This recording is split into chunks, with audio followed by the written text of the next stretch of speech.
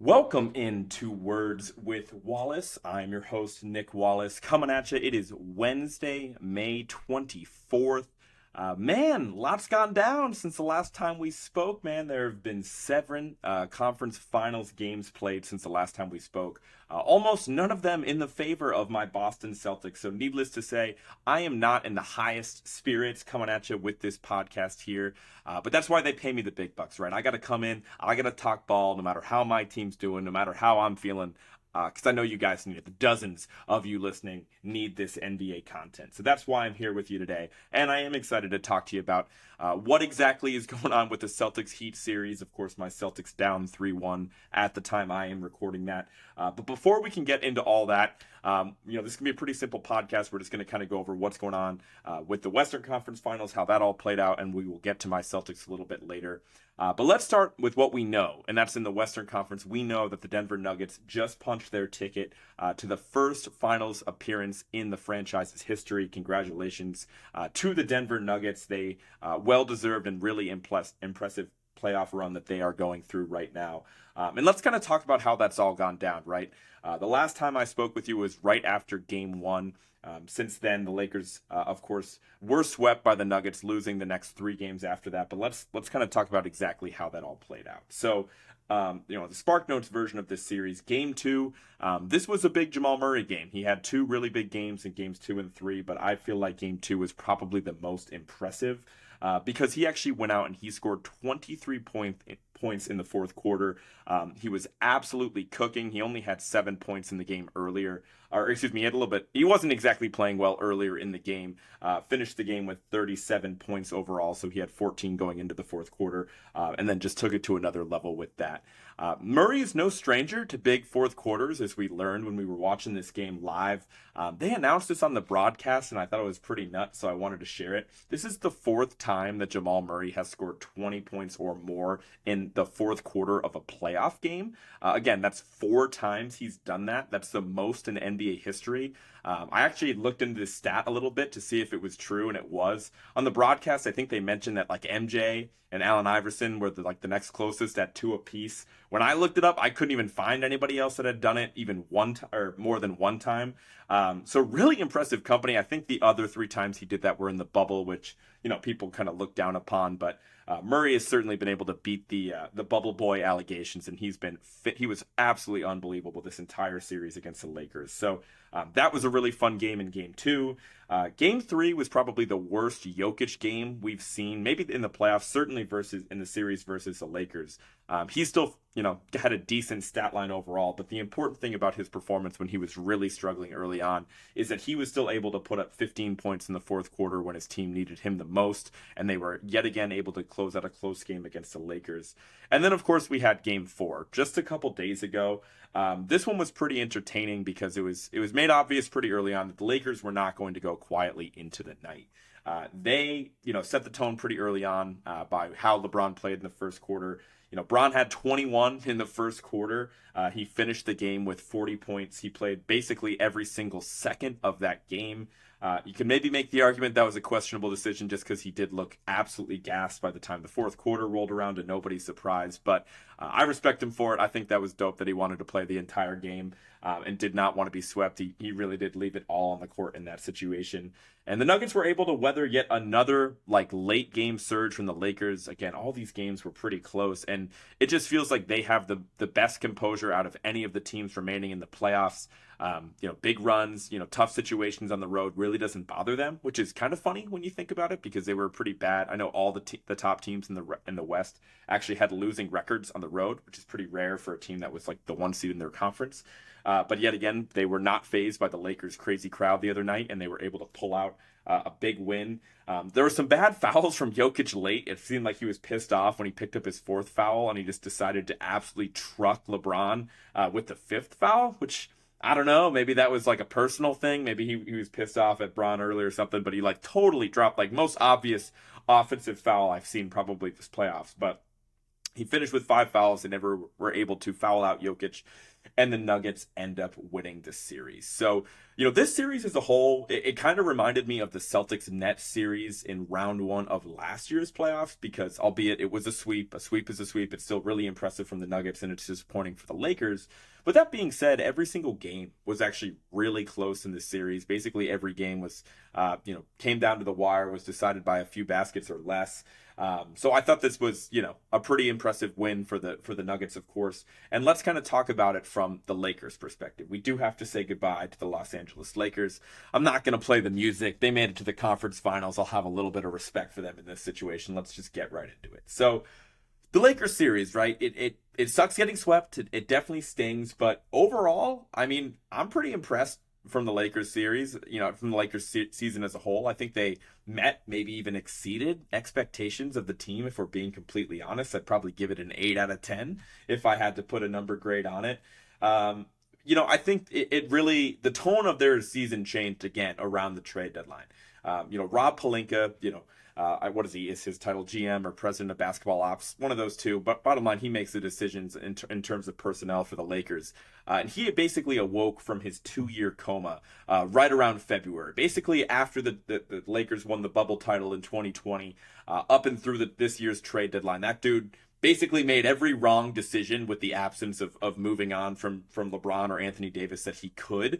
And he righted a lot of wrongs at the trade deadline. So with my very first podcast, that was actually one of the first things I talked about was the Lakers moves. But since it's been a while, I kind of wanted to just, reevaluate what the Lakers did at the trade deadline, if you guys will allow me to do that. So at the trade deadline, the Lakers acquired the following pieces. They acquired D'Angelo Russell, Malik Beasley, Jared Vanderbilt, Rui Hachimura, David Reed, and Mo Bamba. And then they sent away the departures for the trade deadline at the Lakers were Russell Westbrook, Kendrick Nunn, Juan Toscano Anderson, Damian Jones, Thomas Bryant, Patrick Beverley, and a 2027 first-round pick that is top 4 protected. I think they also sent out and acquired a couple second-round picks, but for the purpose of this exercise, I'm not even going to mention them here. So let's kind of evaluate what that means. Again, I think the core, the guys that actually played for them in the playoffs, they acquired D'Angelo Russell, Jared Vanderbilt, and Rui Hachimura. They had Mo Bamba, who was injured, and they announced he actually was available if needed in Game 4, just for him to not even get minutes, and they gave minutes to Tristan Thompson, which was definitely interesting. But whatever. So yeah, they acquired 3 real guys as part of their playoff rotation, and they traded away some big names in Russell Westbrook, and Patrick Beverley, I would argue, is a big name, mainly because of his media presence and whatnot, and of course the first-round pick. When I look back at that, some people might maybe expected more because of how much the whole energy of the team shifted and how much better they were after the trade deadline. You probably would have thought that the names on paper that they acquired would look a little better, but it's still a really fantastic trade deadline. Like, I think at its core, like, you traded a first-round pick. That was really the only real asset you gave up, a top 4 protected first. And you got back 3 guys that are a part of your playoff rotation. I think it was also the big thing here was addition by subtraction in the Russell Westbrook situation. I mean, that his tenure in Los Angeles predictably was awful. It didn't really make sense when they decided to trade KCP and other guys for Westbrook. And it ultimately blew up, and it got really nasty about halfway through the season there. And it just seemed like the team was in much better spirits, and they just fit a lot better on paper just with Westbrook off the court. So that's a big part of it. But let's just kind of talk about how these guys that they acquired at the trade deadline fared in the playoffs. Now, Jared Vanderbilt is a guy I'm a big fan of. I've spoken about him on this podcast before. He kind of fell out of the rotation when he was playing in the Nuggets series. He was actually out of the rotation a little bit later on in the Golden State series as well, if I remember correctly. But I still think, despite him not being super playable in those matchups, I think he's going to be a huge asset for them if they're able to. I don't exactly know what his contract situation is, but assuming he's on the team next year, he's going to be a really great regular season asset for them, man, because the regular season is a totally different beast. It becomes a marathon. It's not a sprint, right? Having a guy that can truly defend 1 through 5. I mean, a lot of people like saying that, but there's really only a handful of guys in the league that can do that, especially at a high level. And I think Jared Vanderbilt is one of them. He did really impress me with, the willingness that they had to put him on Steph Curry, to put him on Ja Morant, to put him on Luka late in the regular season. I mean, this guy can obviously guard bigs as well, with him being around 6'8", 6'9", super athletic guy. I just feel like in the regular season, because you don't have all this time to game plan for teams, it's like, hey, it's just nice having a guy. It's like, okay, we have, Portland on Thursday. Let's just toss Vando on Dame and see how that goes to at least start the game, right? And then, we have the Nets, next Wednesday, right? Let's put him on Mikal Bridges, see how he fares there. I just think having a guy like that during the regular season is going to take a lot off the backs of Anthony Davis and LeBron, trying to keep them fresh and take away the energy they need to expel on the defensive end of the court. So even though he wasn't the most useful late in the season, still high on Vando, he's still a great asset. And he even had some moments early on in the Warriors series again, when he defended Steph pretty well in game 1. Moving on, man, Rui Hachimura was incredible for them in the playoffs. I was really impressed with what I saw from Rui. I thought, relative to expectations, he was the Laker that I was the most impressed with. He looks like, again, the guy that went 9th in the NBA draft a couple years ago in 2019 for a reason.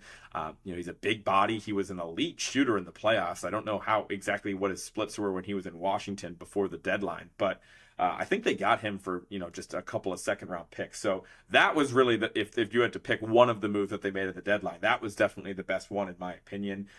His playoff numbers finished at 12-4, but the shooting splits were outstanding. I mean, he shot 55% from the field, 49% from 3, and 88% from the line. And just being a big body, being 6'9" out there, has a lot of value to it. So really impressed with what I saw from Rui. He was their 3rd or 4th option for, basically the entirety of the Nuggets series, and really like what I saw from him. I do want to say he's a free agent, so hopefully they're able to retain him. We'll see how that goes. And then the other part of their playoff rotation, for what it was worth, was D'Angelo Russell. I mean, this dude blew. I mean, he sucked against the Nuggets. I mean, he was really, really bad. The shots were just not falling for him whatsoever against the Nuggets. And, that's kind of the thing with D'Lo. He plays his, cool, calm demeanor, the relaxed pace that he plays at looks super smooth and cool when they're winning and when he's playing well and when he's hitting shots. And when he's not, it's like, man, get this guy off the court. He looks unplayable. And that's kind of what he ended up being against the Nuggets. But let's not get too hung up on that, right? You're playing against a much better Nuggets team. It wasn't the matchup for him, but he did have some moments earlier on in the series against Memphis and against Golden State where he hit some big shots. I mean, if you want to compare him to Westbrook, he's still a much better fit to what the Lakers want to do. He's still normally a good shooter at the very least, especially in the spot-up situation. And he's just, again, he's a much better fit for that team. And he's a really good complement with Dennis Schroeder, right? Like, it wasn't the end. Like, I wouldn't say, oh, D'Angelo Russell's the reason they didn't beat the Nuggets. It wasn't like that, especially when you have a guy like Schroeder who actually took on the challenge of guarding Jamal Murray to the best of his abilities. I mean, Murray still did what he had to do. But they have guys, they had a good complement of guards there with D'Lo and Schroeder. Let's move on to the rest of the team. Obviously, I think it's a win for, if you're looking at the trade deadline move for the Lakers, and that's what sparked this whole run. And let's talk about the big dogs in the Lakers. Let's start with Anthony Davis. I think he was the MVP of this Lakers team throughout the year and into the playoffs as well. I think he's the biggest individual reason why they were able to even beat Golden State, which I think is still really impressive. And I probably should have mentioned that earlier. That's another reason the series is a win, like the season's a win. I did not expect them to beat Golden State, whatever. Let me just say that again. Like, they beat the defending champs, and they beat a healthy version of the defending champs. They didn't have any notable injuries. Obviously, the team was a little bit discombobulated with the lack of cohesion they had with, Wiggins being out, and they still were getting inconsistent minutes from Jonathan Kuminga and some of their other young guys. Poole was a nightmare. I get all that, but they're still the defending champs. They still had Steph Curry playing at a high level. They were able to win that series, and a big reason is because Anthony Davis was unbelievable on the defensive end of the court every single night. Even when he sucked on offense, even when he looked disengaged on offense, he was able to protect the rim, unlike really anybody else in the league can when he's at his best.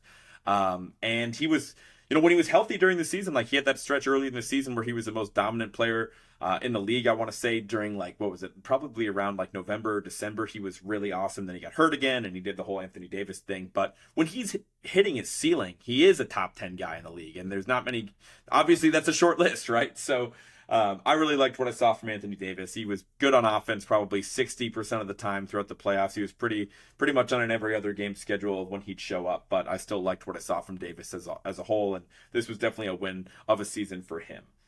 We got to talk Bron. Let's talk about LeBron, right? Unbelievable season for LeBron, especially when you consider, his foot injury, the plantar fasciitis. I think I'm pronouncing that correctly.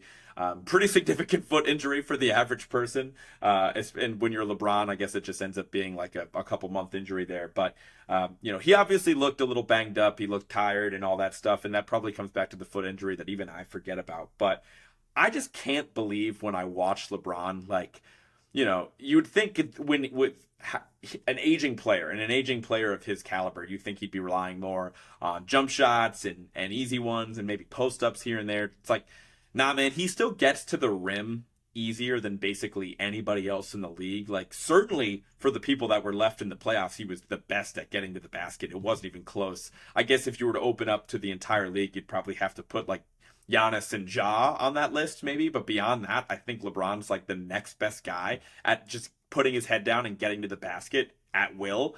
And it really comes for him, seems like it comes down to more of like an energy thing than a physical toll thing than it does like his ability to just get there. Like at age 38, that's just unheard of. And I have to give him all the credit in the world for that. But, like LeBron does, he seems to make the headlines for better or for worse almost all the time. And I don't mean for worse, but just, for drama. Usually he likes to kind of create his own drama just so he stays atop of the news storylines. And I think that's exactly what happened after Game 4 when he basically alluded to, the idea that he was considering retiring at the very least. I'm not going to go through the exact quote, but I think we've all seen it by now that he's at least thinking about retiring. I'll give you 30 seconds on it. It's not going to happen.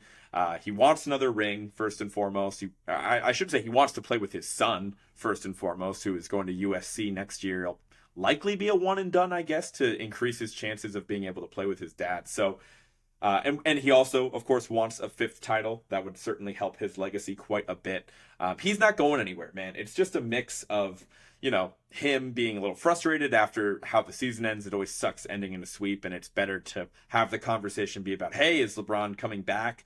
Than it is like, hey, LeBron just got swept. Like, I think he just wants to control the narrative, and he likes putting pressure on ownership. He's done that every step of the way. He, did it in Cleveland. I'm sure he did it in Miami as well. He did it in Cleveland the second time. Like, he just always likes to let ownership know, like, hey, if things aren't great, like, I could bounce. And so I think that's a matter of what it was, just trying to give some notice to the Lakers, although I don't exactly know what their moves would be.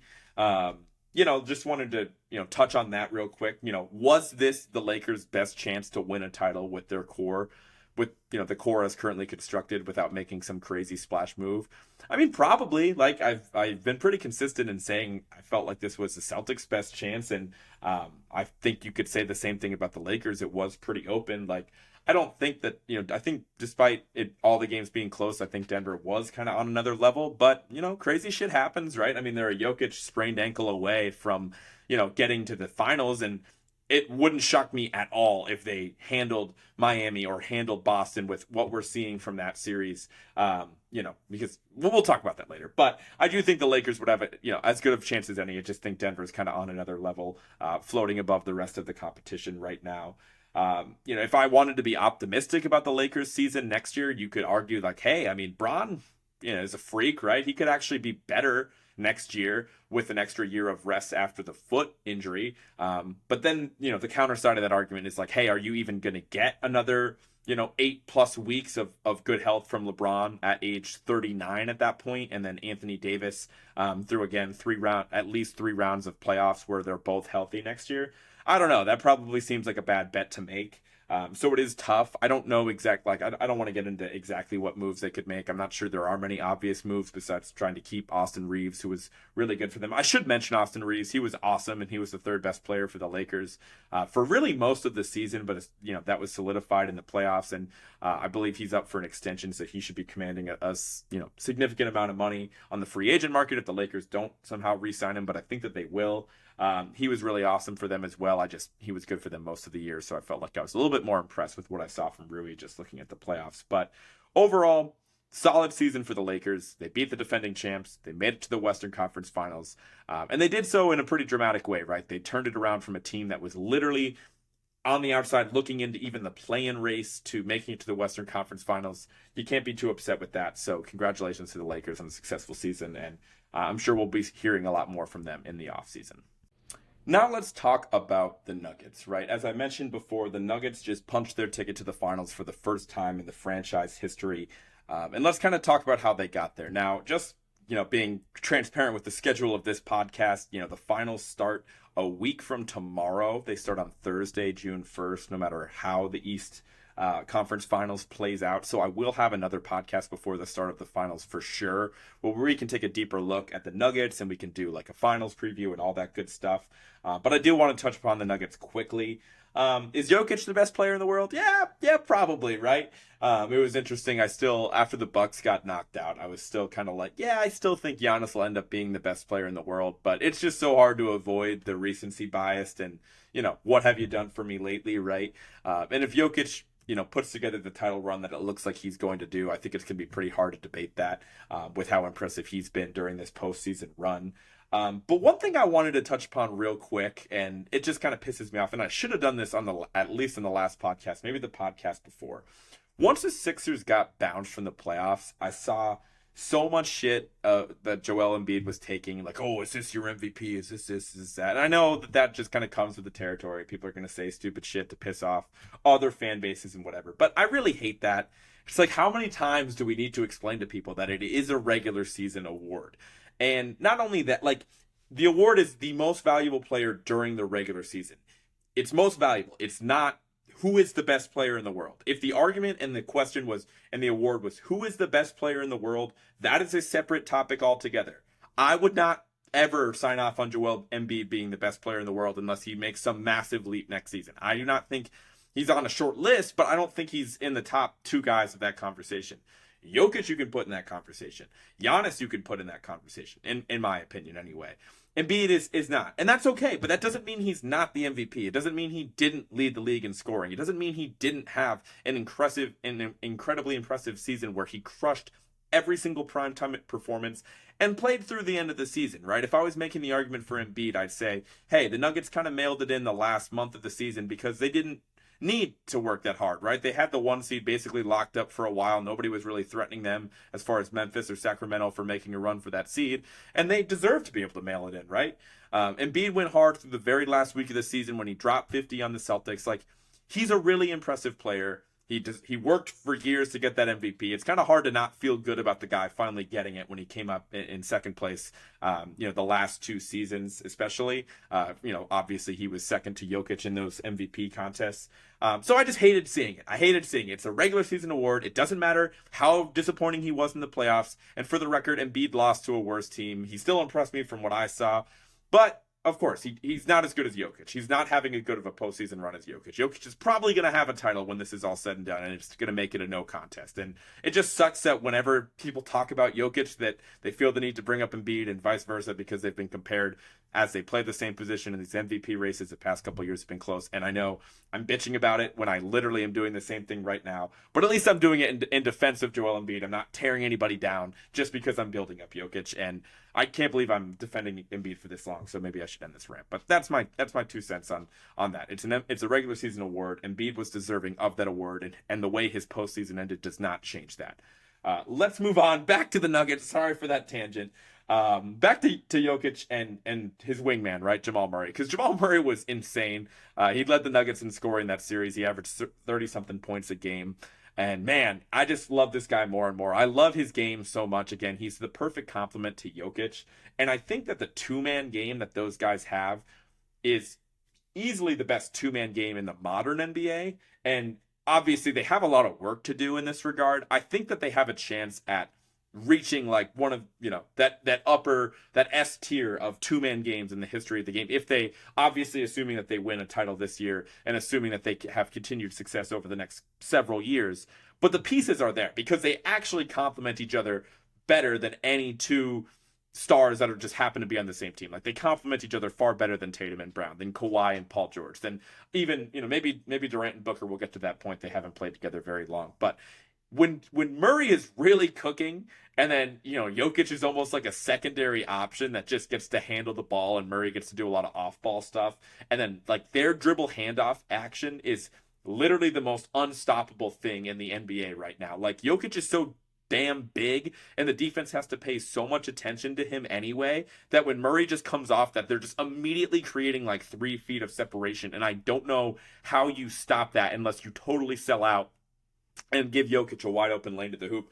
I don't understand it. Don't ask me how to stop it, but it's really fun to watch. Michael Porter Jr. has been exactly what you want in a third option. He's basically like, a spot up for them, a 6'10" spot up, who obviously gives you more defensively than most people, just because of his size and what he can do on the boards alone. It is kind of funny that I really don't feel like he has an X or A button on his controller. That's the pass button for those folks at home that are not 2K connoisseurs like myself. MPJ, I feel like he never passes the ball still. Like when he gets that thing to put it up, which hasn't necessarily hurt the Nuggets yet. I'm sure he's better about sharing the ball more so than he's been in the past. But it is funny. I'm just like, I should really start a tally of how many times the guy just passes the ball in this game. Because when he gets it, that thing's going up because he's 6'10", and his jump shot is almost impossible to contest, and he's a really good shooter in movement as well. Just in general, to put a bow on it, the Nuggets have been the best team through 3 rounds, and it's not close. They should be significant favorites heading into the finals, really, again, regardless of how this Eastern Conference Finals shakes out, especially when you take into the effect that they've already got a couple days of rest, and then the Celtics are able to steal 1 or 2 more games. That's just even more rest that the Nuggets will have because, again, the finals is starting on June 1st, a week from tomorrow, either way. So really impressed with what I've seen from the Nuggets, and we will talk more about them on the next podcast. All right, I guess we have to do it. We have to talk about the Celtics and the Heat, right? Before I really give my analysis on it, let's just give everybody a quick synopsis on the first 4 games of the series, how we've got to this point. Again, Miami's up 3-1.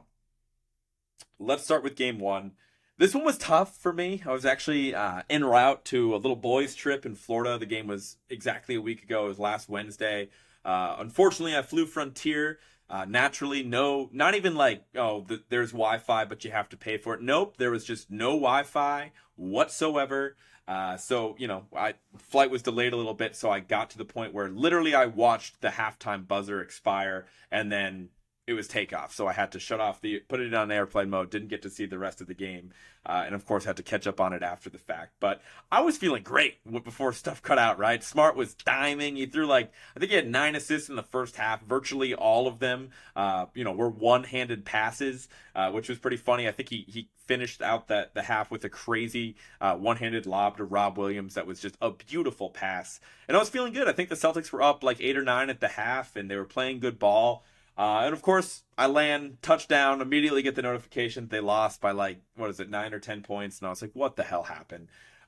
So, of course, what I later found out and what I later watched back is that the Celtics completely fell apart in the third quarter. I think they gave up nearly 40 points, maybe even more than 40 points in the third quarter. And Jimmy Butler took over the game late, and they were able to steal game 1. So that's something Miami has done in literally every single series so far. They did it against New York, they did it against the Bucks, and they did it to us on our home court against the Celtics. Game 2, this was one I was able to, of course, lock in for. And this one is, I think my big thoughts on it is that, Jaylen Brown and Jason Tatum should be thanking Grant Williams for really taking on all the headlines. It was a really good game back and forth. It was truly a game of runs. It felt like every single moment of the game, a team was in the midst of a 12-2 run or something of that nature. And late in the game, Grant Williams, I think he hit a 3 or something like that. He starts talking shit to Jimmy Butler. And what I will say is look, Grant played well. He actually had a really solid game, and he actually had a really solid game in game 4 as well, and he's been pretty good throughout the series. But in that moment, it sucked. It sucked for us. I was watching the game with Connor and Brogan, and the second he started talking shit to Jimmy Butler, we were like, no, don't. What are you doing? Get this guy out of the game. We do not need that. Jimmy's our dad.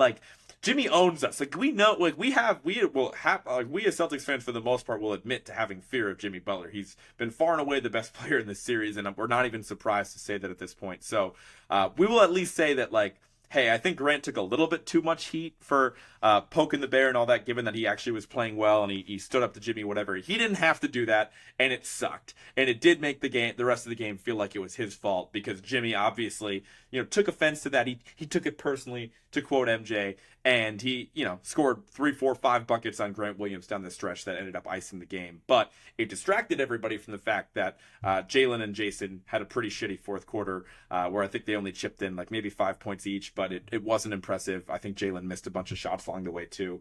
Was not a great finish to the end of that game in game 2. And Miami was able to steal another one in Boston. And so now we're leading up to game 3, where things are looking bleak. I'm sure the numbers of teams that are down 0-2 and lost both of those games at home, I'm sure the numbers for them to come back and win the series are terrible. I didn't bother looking into that before game 3, but game 3 starts, and it was just an ass whooping from start to finish. I mean, that's really what it came down to, right? Like, the Heat punched them in the mouth. The Celtics, kind of took the punch in the second quarter, right? I think they were only down, like they cut it down to like 12 at the half, I want to say. And then the reports and the broadcasts were like, no, the vibes in the Celtics locker room were actually very positive, and Marcus Smart came out and had a smile on his face. And I was like, okay, like, all right, well, let's see it. All right, let's see it. And sure enough, like they hit like the first, maybe first 2 shots the second half, and then it was just an absolute avalanche, right? Like the Heat totally kicked their ass. It was completely embarrassing. The third quarter was just another disaster, and we had the main Red Claws in the game by the start of the fourth quarter. If you squinted your eyes, it looked like the '86 Celtics with how many white dudes we had running around the court in the fourth quarter of that game. And it was over, and it was the most embarrassing Celtics loss in recent memory, and we'll leave it at that. I don't even know what else there is to say. Now we're down 3-0. And obviously no other team in NBA history has ever come back from that. And so, yeah, I'm just sitting there hoping, like, we still got to watch. We still got to see it through and see how this happens. So let's talk about game 4. And overall, game 4 was solid, right? The Celtics able to find the win. There was life. I think that the big difference from the previous games is that Tatum was amazing in this one. I'm not to say he was bad in all the other games. I think he actually had a pretty solid game in what was it, game 2? I want to say he was pretty good earlier in the series. Basically, everybody was bad in game 3, but really good Tatum game in game 4. And the other difference is that the rest of the guys as a whole, the 3-point shooting was up big time, right? The threes were finally falling. I think it was the first game of the series that we finally outshot Miami from 3. And shout out to Grant, shout out to Al Horford, and shout out to Derek White, because they all chipped in big time, mainly from contributions beyond the 3-point line. And I think what really opened it up was in the third quarter, right? Because this one didn't end up being particularly close. It ended up, being like 15 points and, basically stayed that way for most of the fourth quarter, right? But what really opened it up for the Celtics was, they started to get a lot of stops. It seemed like Miami just got really sloppy with the ball in the third quarter, like a lot of un-Miami-like turnovers that just led to some easy transition looks for the Celtics. And that was huge for them, right? I just feel like in general that the half-court offense for the Celtics has been super stagnant, like this entire series. And even in game 4, I felt like, when we did get in the half-court set, it just seemed like there were a lot of guys standing around. And obviously, again, we were the best defensive team in the league last year, and it wasn't even close. So it's refreshing to see us create some turnovers and actually get out in transition, create some easy ones. And that's what ultimately ended up opening up the game for the Celtics. Lowry was absolutely trash in that last game. He was horrible. And yeah, that was kind of my thoughts on game 4. So where does that leave us now, right? Obviously, Heat are up 3-1. Wouldn't say my spirits are high, but, it was nice that we didn't get swept. We raised the banner, didn't get swept by an 8 seed in the Eastern Conference Final. That would be big. But what a weird time it is to talk about this, right? What I'm not going to do is I'm not going to immediately dive into like the Celtics funeral stuff that I've seen some people do. I mean, no one's really doing it now, but a lot of people after game 3 were already going into, okay, coach needs to be fired. Do they pay Jalen? Do they do this? Do they do that? I'm not going to do that. We have a long off season ahead where I'm sure I'll have RJ back on. I'll get some friends on to talk about the C's, and we can discuss how they should handle the off season once it gets to that point. So I just wanted to nip that in the bud right away. But let's give my thoughts on the series first. Like, obviously I've been pretty hard on Joey Maz, on Coach Joe Mazzulla of the Celtics. Basically this, since I had a podcast, I've been pretty critical of him. But, we look like a worse team than Miami, right? Like, I know we're not, but we look like a worse team, not just a worse coach team. So this is on our guys too. This is on our players. And overall, the first guy that comes to mind is Jaylen Brown, right? Jaylen Brown has been really, really frustrating to watch this series. The intensity, it's just not there. It seems like more of a mental thing because, I mean, obviously I know that they showed some play where I think it was in game one where he kind of got his elbow twisted by Bam and kind of a weird play there. And people are suggesting he's playing hurt and whatever. But like, I don't know, does an elbow injury make you look entirely disinterested on both ends of the court for the majority of the series? Like, I don't know. I'm not ready to crumple up his max contract because he had 4 tough games. Again, we can get to that in future episodes. And right now, if I had to guess, I would be leaning towards still giving him that contract because I felt very strongly he should get that just a couple weeks ago. But we need him to be better, right? Like I said it before, I was like, we have a 1A and we have a 1B. It certainly does not look like that because, Tatum's at least had moments. He had a really solid game 4, like I was saying, where he looked like the best player on the court. There have really been no moments in games where Jaylen looks anything other than just an uber athletic wing that is, not afraid to really take some questionable shots, right? So we need more from Jaylen Brown. Obviously, I mentioned this before. It's not surprising at this point. It's just what you come to expect when you play the Heat. Basically, in 3 out of the 4 games, Jimmy Butler has been far and away the best player of the series. And I wouldn't really expect that to change at this point, right? I would just kind of hope that we would at least have a little duel between, Butler and Tatum, where, Tatum can at least hang with him a little bit, and then we can get some more contribution from the rest of our team where we should be able to make up for that deficit. But Jimmy's a dog, man. Got to always, tip my cap to Jimmy. The frustrating thing for the Celtics is if you're looking at the series as a whole and you're looking at, the games that they could have won or what they could have done differently, it comes down to games 1 and 2, right? Game 3 was a total ass whooping. Let's just kind of punt on that. Obviously the Celtics were able to win game 4 in a convincing manner, but just like last series, right? The inability to win the close games where they were up throughout.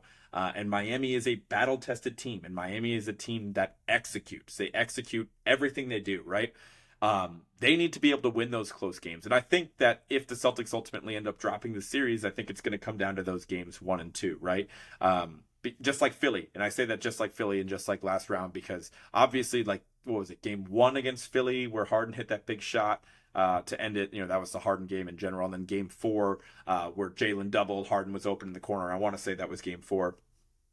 Maybe it was game 5. I could be wrong. Whatever. Those 2 close games were ones that really haunted the Celtics, right? That was the reason they had to go all the way to game 7. Now, they were ultimately able to win that series because they are the better team, but they still dropped like the 2 closest games of that series too. So it's important to remember, despite the fact that I guess during the regular season, the Celtics were pretty good in clutch situations. It didn't necessarily feel like that when I was watching my team, but in the playoffs, it just seems like if the game comes down to the wire, I don't have the faith in my guys to be able to win those games. And I think games 1 and 2 are obviously really going to haunt them, especially when you consider that those games are at home. Next thing I got to talk about is Erik Spoelstra, right? The Heat look unbelievable. He's obviously like they're an 8 seed. I try not to think about the fact that they're an 8 seed because it's like they're playing in the conference finals. They now have a commanding lead in the conference finals. Like let's just crumple up whatever that says, whatever their regular season record says at this point. But it is important to remember what Erik Spoelstra is doing. He's making a group of not primarily, but with several undrafted players literally look like the 2013 Spurs, the way they were moving the ball, especially in game 3. Like they're just getting better shots than us virtually every single time, right? Like, the Celtics have better players, right? But they're taking worse shots. It really is that simple. Like, the Heat are doing everything they can to move without the ball. They're doing everything they can to hunt matchups. They're constantly trying to get Jimmy on the weakest link. Unfortunately for Derek White in this series, a guy who was second team all defense, that's been him for the matchup with Jimmy. Jimmy seems to thrive with smaller defenders on him, and he just absolutely, muscles around White whenever he gets that switch on him. So I think that's pretty interesting. And again, you just never see the Heat possession where somebody just dribbles up the court and jacks up a shot. You never see a Heat possession where there's 4 guys standing around. It's really unbelievable. And the way that Spoelstra is able to maximize this group, again, with the absence of Harrow, right? Like, Gabe Vincent looks unbelievable. Gabe Vincent literally looks like Jamal Crawford for that team. Like, the shots that he takes, that guy has absolutely zero fear. I wonder if it's like, I'm not saying this because I'm a hater or whatever. Like, I definitely don't like Tyler Hero. He's not my type of guy. But I do think it's interesting. Like, would they even be better if they had Hero? Like, how can they even be better than what they are putting out in the court right now? Because Vincent seems to have stepped into the Hero role in a masterful way. And they're really lucky too because they've had a couple games where Lowry's just looked like garbage. And it's a really great compliment that they're able to bring a guy like Lowry off the bench, just, be a pest, be a disruptor, take a couple charges, piss everybody on the other team off, and, go back to sulking around on the bench looking massive and fat as hell. Anyways, yeah, Vincent's a dog. Like, again, it just comes back to the fact that Spoelstra has a way of maximizing this roster, and they look like a better team even though they're not, because they are consistently getting better shots.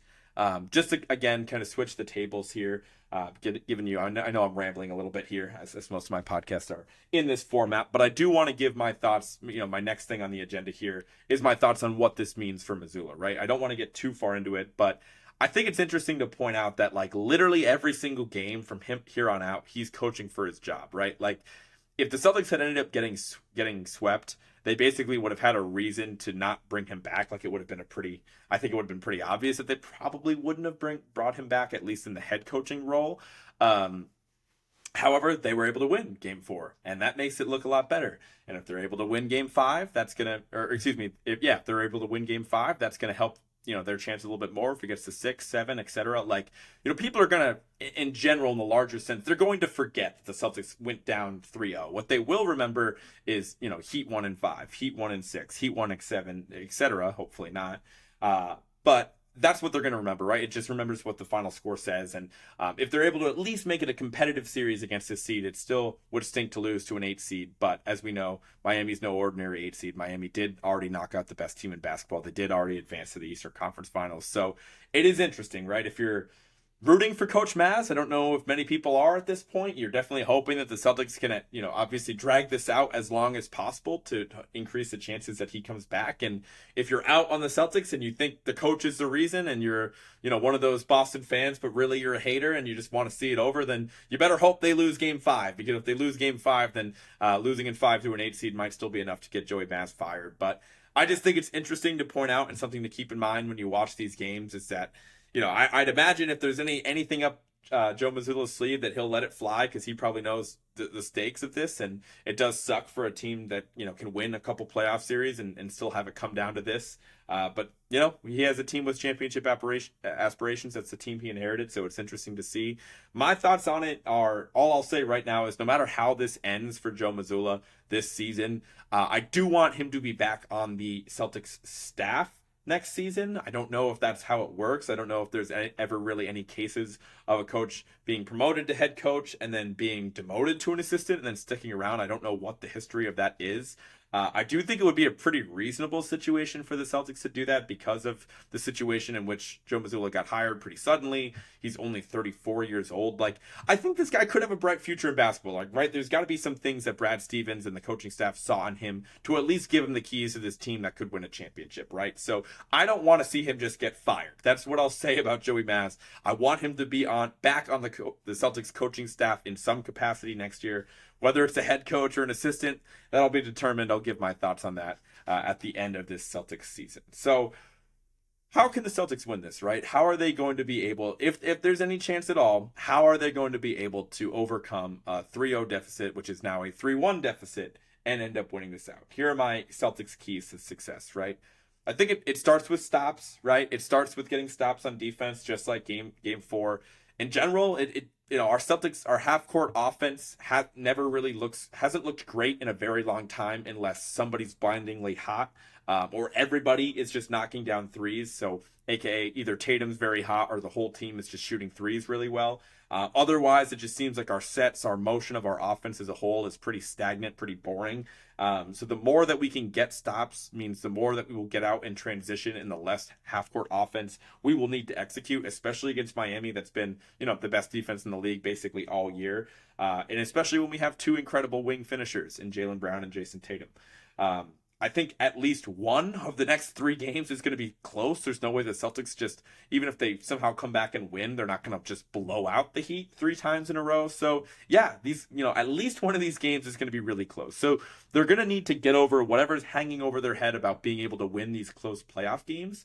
I think that, a way that they can win these close games is if it does get down to the wire, I would like to see them make somebody else beat us. Like, again, Gabe Vincent's been a dog all series. Duncan Robinson has had a resurgence. Bam has been really good on the offensive end. But really, nobody on that team genuinely scares me besides Jimmy Butler. So if it does get, I'm not saying they have to double Jimmy Butler the entire game, but if it gets down to a late game situation, an end of shot clock situation, tied up at the end of the game situation with the clock winding down, I would like them to throw a double at Jimmy Butler and make one of these undrafted guys step up, and I will sleep better at night rather than knowing that Jimmy got a switch onto Derek White for the fifth possession in a row to give him his 18th point of the fourth quarter and the Heat go on to win. That's what I do not want to see. Another way that we can win these close games is we need to find a way to always have Tatum and Brown involved in the offense. We cannot afford to have those guys kind of go out to lunch, right? And I think that these guys are really good, right? It's no secret, Tatum was first team All-NBA and somebody on, my fictional MVP ballot, right? And Brown was second team All-NBA for a reason, right? These guys are incredible.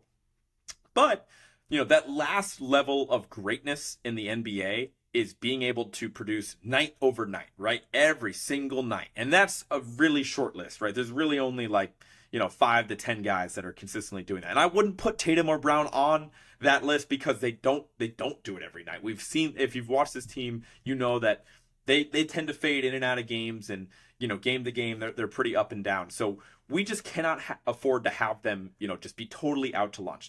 Even in last game where we were playing pretty well, it looked like for a point in the game Brown was totally out of it. He just did not seem engaged whatsoever. He was taking poor shots. And the way I would like to see them counter that is we need to be able to scheme up some easy ones, and whether it's getting them onto a bad matchup, whether it's having them come off a couple screens and just take a mid-range jump shot, whatever that looks like, just keep them involved. And maybe they're not wired this way, and I'm sure if you ask them, they'd say all the right things, that they're going to be engaged no matter what, and they're engaged even if their team is getting stops. But shooting the ball and getting a look on offense is the number one way to make sure somebody's engaged in the flow of a game. And I think that, God forbid, if Tatum gets cold, we're probably screwed either way. But I think that's a way that we can get Jalen involved more. So we just need to be able to scheme him easy touches down the stretch in these close games. And finally, the last thing I'll say is, I don't think Missoula will have a problem with this, but, we have 8 guys. We have 8 guys that you can play.